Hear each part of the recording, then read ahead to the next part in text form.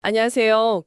배관이 진동 때문에 피로 파손되는 문제요. 이게 생각보다 훨씬 자주 일어나는 문제고 또 결과도 꽤 심각합니다. 네, 맞습니다. 예를 들어서 영국 북해 시설 같은 경우엔 탄화수소 누출 사고의 한 20% 이상, 그리고 서유럽 육상 플랜트에서는 배관 파손의 10에서 15% 정도가 다 이 진동 피로 때문이라고 하죠. 네, 수치가 꽤 높죠. 기존 설계 방식이 보통은 정적인 하중, 그러니까 무게 같은 것만 주로 보다 보니까 사실 이런 진동 문제는 좀 놓치기가 쉬웠어요. 그렇죠.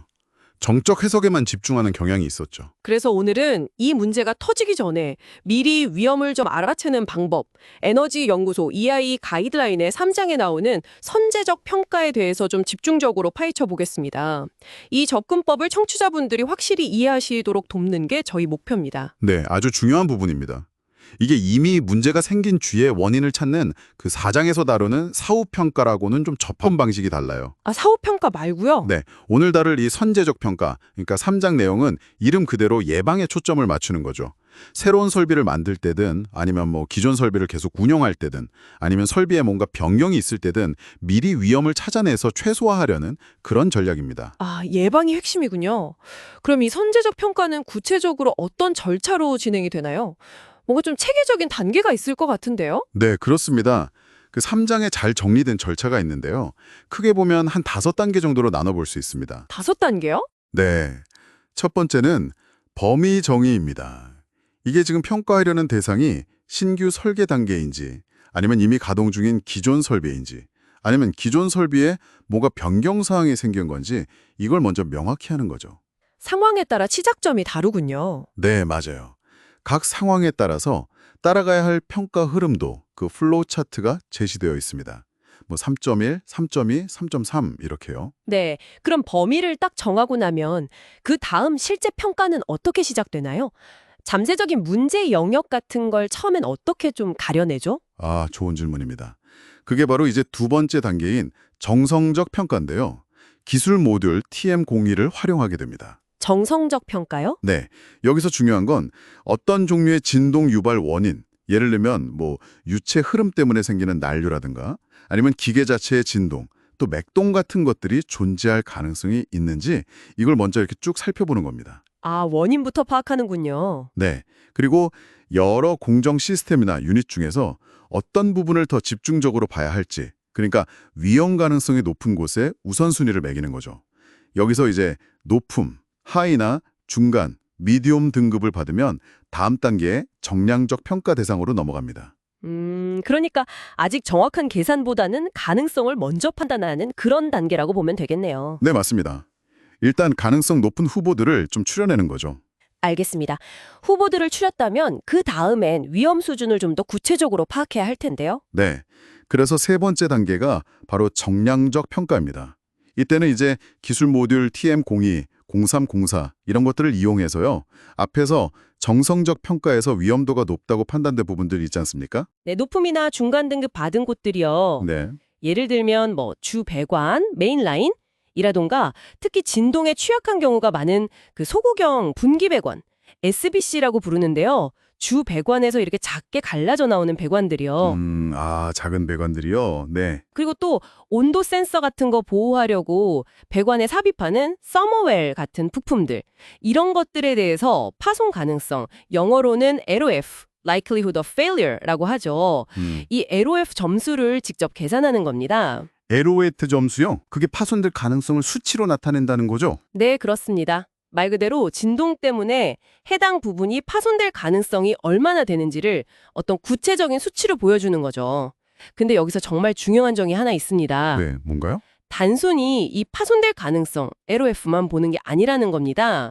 이 가이드라인의 핵심 중 하나가 이 LOF 점수하고 파손 시 결과 영향, 즉 만약에 파손됐을 때 이게 얼마나 심각한 결과를 가져올지 이걸 같이 고려해서 최종적인 위험도, 리스크를 평가한다는 점이에요. 아, 가능성만이 아니라 실제 파손됐을 때 영향까지 같이 보는 거군요. 그게 훨씬 합리적인 접근인데요. 네, 맞습니다. 가이드라인 그림 3-1에 보면 위험도 매트릭스 같은 게 나오는데요. 그런 식으로 평가하는 거죠. 이렇게 해야만 가장 시급하게 관리해야 할 부분이 어딘지 명확해지거든요. 그렇군요. 그런데 이런 계산이나 서류 검토만으로 실제 현장 상황을 다 알 수 있을까요? 뭐 설치가 좀 잘못되었을 수도 있고 그렇잖아요. 아, 정확히 보셨습니다. 그래서 네 번째 단계인 유관 검사가 정말 필수적입니다. 유관 검사요? 네. 기술 모듈 TM05, TM06를 활용하는데요.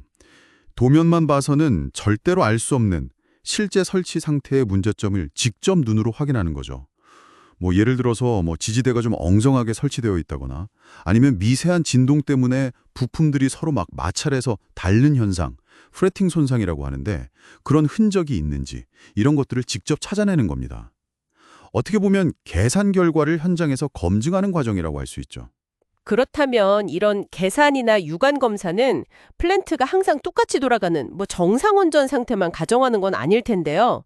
가끔 유량이 확 늘어거나 아니면 비상정지할 때처럼 좀 특수한 상황은 어떻게 고려하나요? 아, 그 아주 중요한 포인트입니다.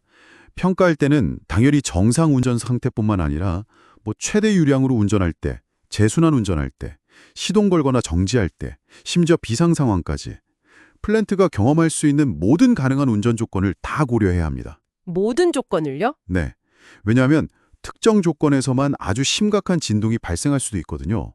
그래서 정량적 평가를 하든 유관 검사를 하든 이런 다양한 시나리오를 항상 염두에 두어야 합니다. 알겠습니다. 그럼 이제 마지막 단계는 이렇게 발견된 문제에 대한 조치겠군요. 네, 맞습니다. 다섯 번째 단계가 바로 시정 조치입니다. 기술 모듈 TM10은 11, 12 이런 것들을 참고해서요. 평가 결과 위험도가 우리가 받아들일 수 없는 수준으로 높다. 이렇게 판단되면 구체적인 개선 조치를 계획하고 실행하는 거죠. 예를 들면 지지대를 보강한다거나 진동을 줄이는 댐퍼, 감쇄기를 단다거나 아니면 아예 운전 조건을 좀 변경하는 등의 방법이 있을 수 있습니다. 들어보니까 이 잠재적 평가는 배관, 진동, 피로 파손이라는 어찌 보면 잠재적 폭탄 같은 위험을 미리 그리고 아주 체계적으로 찾아내서 관리하는 정말 강력한 방법이라는 생각이 드네요. 네, 그렇죠. 설계를 하시든 플랜트를 운영하시든 혹은 기존 설비를 변경하는 업무를 하시든 이 접근법은 정말 유용하게 쓰일 수 있을 것 같습니다. 맞습니다. 그래서 오늘 살펴보니 선제적 평가 방법론을요. 단순히 그냥 어떤 기술적인 절차로만 여기기보다는 한 걸음 더 나아가서 생각해 보시면 좋겠습니다. 한 걸음 더 나아가서요. 네. 예를 들어 당신의 조직이 이미 갖추고 있는 전반적인 안전관리 시스템이나 위험평가 프로세스가 있을 거잖아요. 이것과 이 방법론을 어떻게 잘 융합해서 더 큰 효과, 시너지를 낼 수 있을까? 이걸 고민해 보시는 건 어떨까요? 단순히 그 파손 가능성, LOF 수치만 보는 것을 좀 넘어서 실제 파손되었을 때 당신의 조직과 또 주변 환경에 미칠 영향, 즉 결과, 콘세퀀스까지 통합적으로 고려하는 그런 위험관리, 어쩌면 이것이 이 가이드라인을 가장 잘 활용하는 방법일지도 모르겠습니다.